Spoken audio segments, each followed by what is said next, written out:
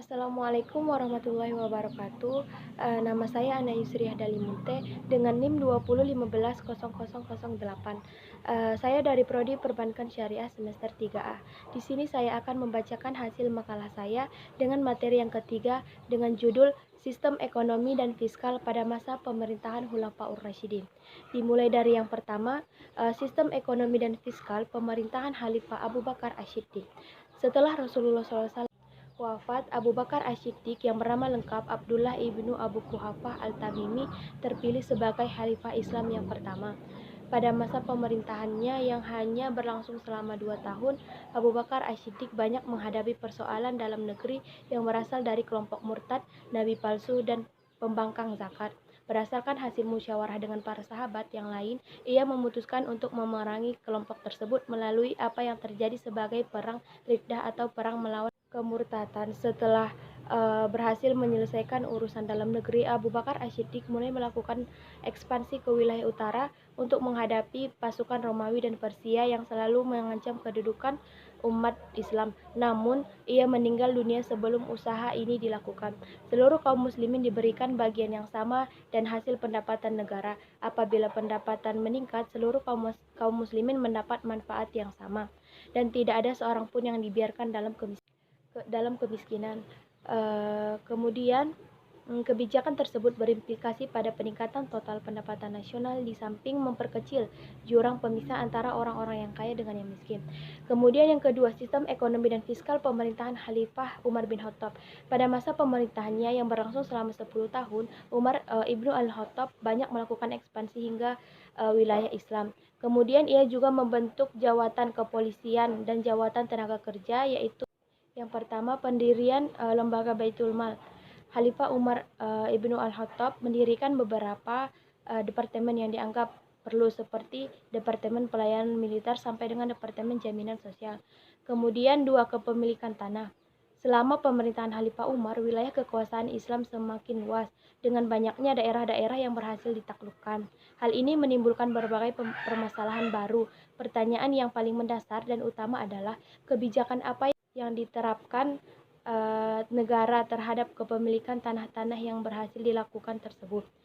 Kemudian ketiga, zakat. Pada masa Rasulullah SAW, jumlah kuda di Arab masih sangat sedikit, terutama kuda yang dimiliki oleh kaum muslimin karena digunakan untuk kebutuhan pribadi dan jihad. Misalkan pada perang Badar, pasukan muslimin yang jumlahnya 313 orang hanya memiliki 2 kuda. Kemudian karena zakat dibebankan terhadap barang-barang yang memiliki produktivitas, seseorang budak atau seekor kuda yang dimiliki kaum muslimin ketika itu tidak dikenakan zakat. Kemudian sebelum Islam datang, setiap suku atau kelompok yang tinggal di pedesaan biasanya membayar pajak jual beli besarnya adalah 10% untuk setiap transaksi. Namun setelah Islam hadir dan menjadi sebuah negara yang berdaulat di semenanjung Arab, Nabi mengambil inisiatif untuk mendorong usaha perdagangan dengan menghapus bea masuk antara provinsi yang dalam perjanjian yang ditandatangani oleh beliau bersama dengan suku-suku tunduk kepada kekuasaannya.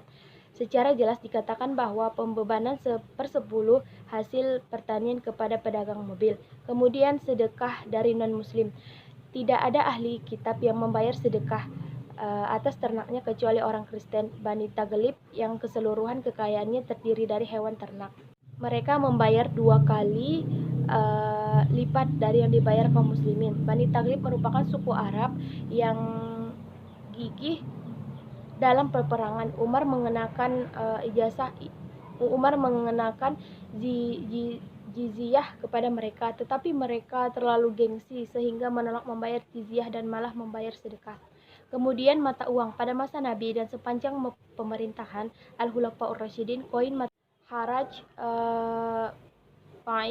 jizyah atau pajak perdagangan dan sewa tanah. Kemudian kelima, pendapatan lain-lain. Pendapatan ini digunakan untuk membayar para pekerja, pemeliharaan anak-anak terlantar, dan dana sosial lainnya. Kemudian pengeluaran.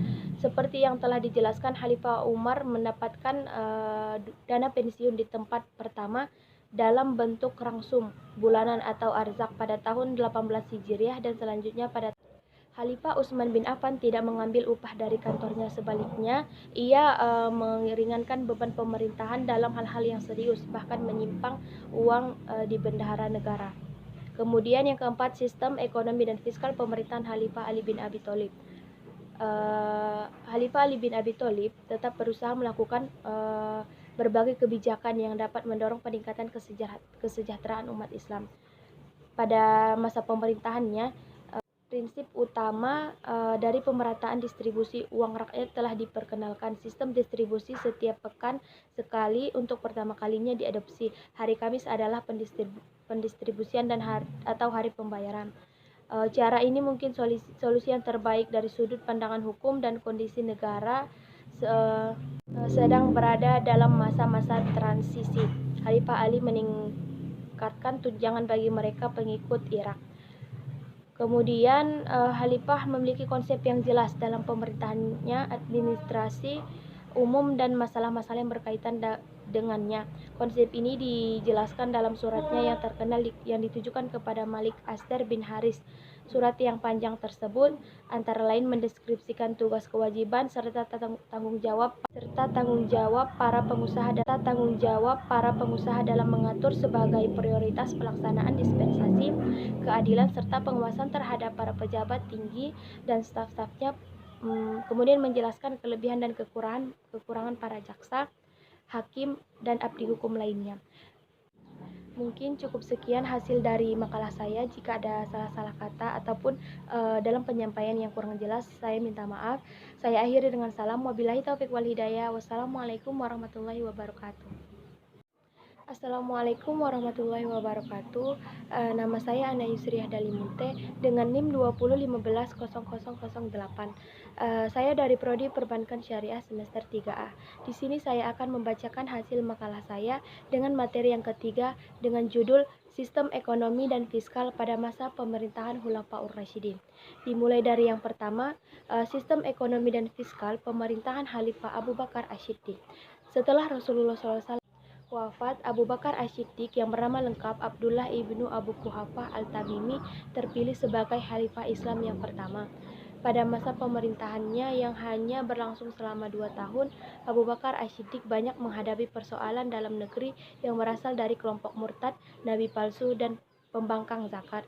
Berdasarkan hasil musyawarah dengan para sahabat yang lain, ia memutuskan untuk memerangi kelompok tersebut melalui apa yang terjadi sebagai perang Riddah atau perang melawan kemurtadan. Setelah berhasil menyelesaikan urusan dalam negeri, Abu Bakar Asy-Siddiq mulai melakukan ekspansi ke wilayah utara untuk menghadapi pasukan Romawi dan Persia yang selalu mengancam kedudukan umat Islam. Namun, ia meninggal dunia sebelum usaha ini dilakukan.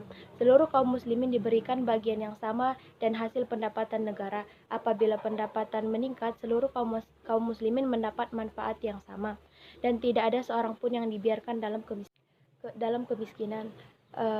Kemudian kebijakan tersebut berimplikasi pada peningkatan total pendapatan nasional di samping memperkecil jurang pemisah antara orang-orang yang kaya dengan yang miskin. Kemudian yang kedua, sistem ekonomi dan fiskal pemerintahan Khalifah Umar bin Khattab.